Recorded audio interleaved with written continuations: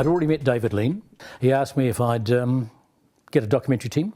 He'd just found Cook's anchor on a reef in Tahiti and wanted to dig it up and present it to the people of Tahiti. I'd like to make a documentary on that. So I mounted a team. George Andrews was the head of the documentaries in those days. We mounted a team, went across there, and we took Kelly Charlton across, and Peter Ormsby, his assistant, who drowned a couple of years later in Canada.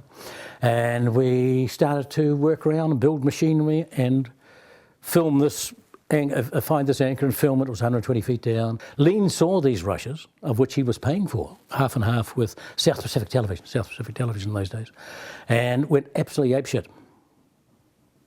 Because he couldn't understand it. This was documentary making. We were just filming everything that happened and say, okay, we need this now, little pickups here and there. And he said, I am taking control of this production and I'm going to, you can work for me, grabbed me by the ear, said, you can be my, because I was director, you can be my assistant director and my producer. You can do that. He nominated me, made me producer, assistant director. He would arrive on his chauffeur-driven boat in his whites and plimsolls and everything, looking immaculate, and he'd start to direct it. And the first thing he did was the anchor, let's rip the anchor up and put it somewhere we can film it properly without any decompressing, and he did. This anchor had been there, I'll say Adventure had been there for a couple of centuries.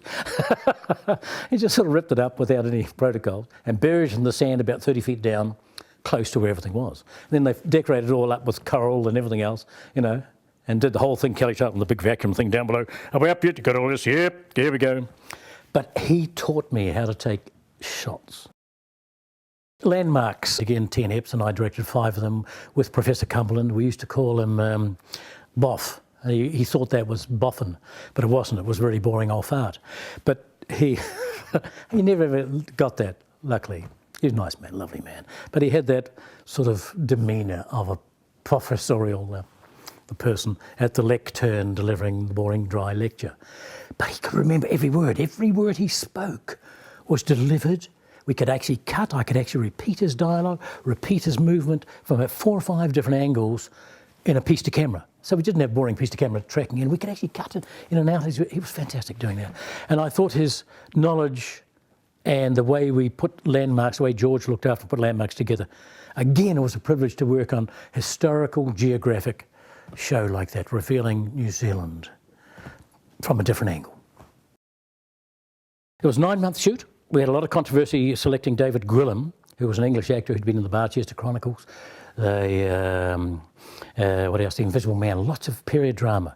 He was a magnificent actor. He played the best Coriolanus that the Royal Shakespeare Company had ever seen at the Old Vic, and rave reviews, and we auditioned him and everything else. He was fantastic.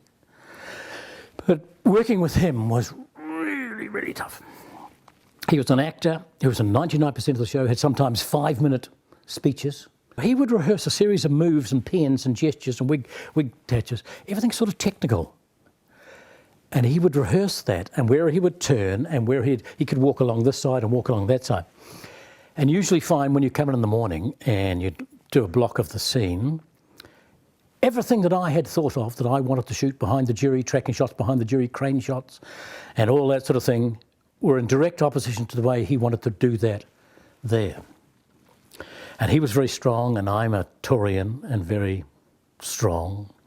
So what I'd have to do is every day clear out the crew who were watching the blocking to see how they light it, and the 2 of us would manoeuvre. I won't say fight, manoeuvre and compromise to get the shots. Then we'd bring the crew back in and say, thank God we've got it right now. And we'd go for that. In Christchurch, I'd put Lisa Gibbons with Christopher Quinton. And they were hot on the floor. And I kept cutting to them, saying, I'm coming to you and, you know, so get ready, Christchurch, I'm coming to you 5 minutes. Keep them on the floor, keep them if we're going to raise some money, because no money was coming in. I only had $1 million at about 6 o'clock on Sunday morning.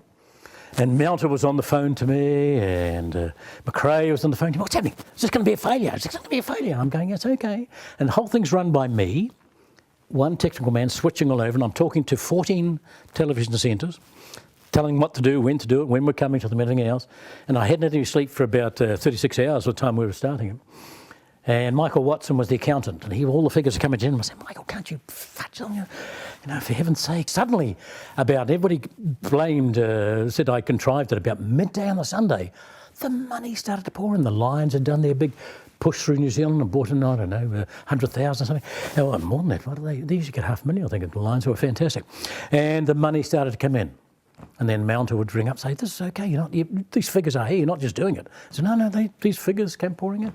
And we raised about 5.5. Not quite as much as the 83 one, which was a lovely, the biggest one. They raised just over 6. We raised about 5.5, 5.8, I think. But the stress of doing that, man, that was a year of my life that was really, really hard. I think Jan Finn, producer, took a big risk, as did John McRae, commissioning it too, actually, I guess, because it was a stylised piece. Very similar to Mad Men, if you like, today, which is a stylised of the period. But ours was of the same period, but it was the money time, the 80s, this is when the big money, everybody's spending up large on Shortland Street and Queen Street and all the big businesses. This was money, Miss Mercs and business suits of, the handmade business suits and hats and everything. It was fantastic, over the top, set around a magazine, Gloss magazine, with a brilliant cast. And I directed the first block, which was the second episode. To get it all going, Chris Bailey came in and directed the second block, which became episode 1, to warm them all up. You knew straight away you had a magic sort of stylised soap, if you like, in those days. And of course, it was great because you only did 1 episode a week, whereas we do 5 of Shortland Street now. So it just had that lovely feel, technical rehearsals. You could walk around in perfect light. No, it was fantastic.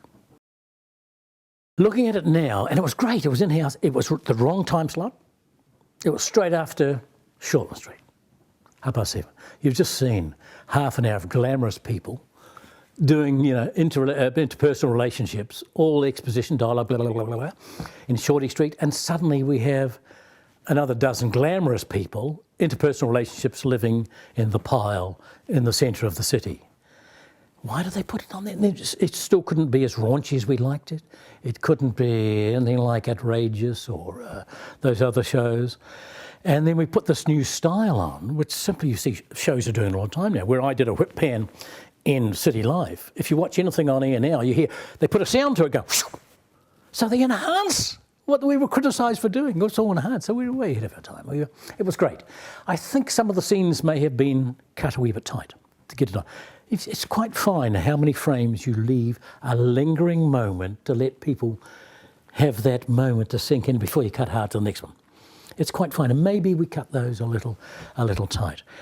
But I think if they'd put it on at 8:30 and they'd persevered to, instead of just playing 11 eps of the 22 and dividing it to, I think it could have gone on. I was bitterly disappointed. My biggest disappointment is that City Life didn't continue on to another series. Still today, you go into Shortland Street and the scene is switched live. So you rehearse it and it's live. Little things happen, little bits, and why should you change those? Sometimes you might go back and do a pick-up shot, but it's never the same. And I've never ever felt any ageism at all. I've always felt that young people come towards me, they respect me, they understand, they don't go, oh, that's an old bugger, doesn't know what he's doing.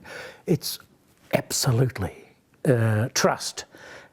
Actors must have implicit trust in the director because this is their face, this is their body, this is their livelihood on screen, and how easily we could stuff them up. And I've always had that complete trust. That's the enthusiasm and the energy of Shorty Street. And long may it continue. That's today's Shakespeare. It's aimed at the common people. They're sitting in the, standing in the pits down below there watching. That's what it is. And I think she was quite right.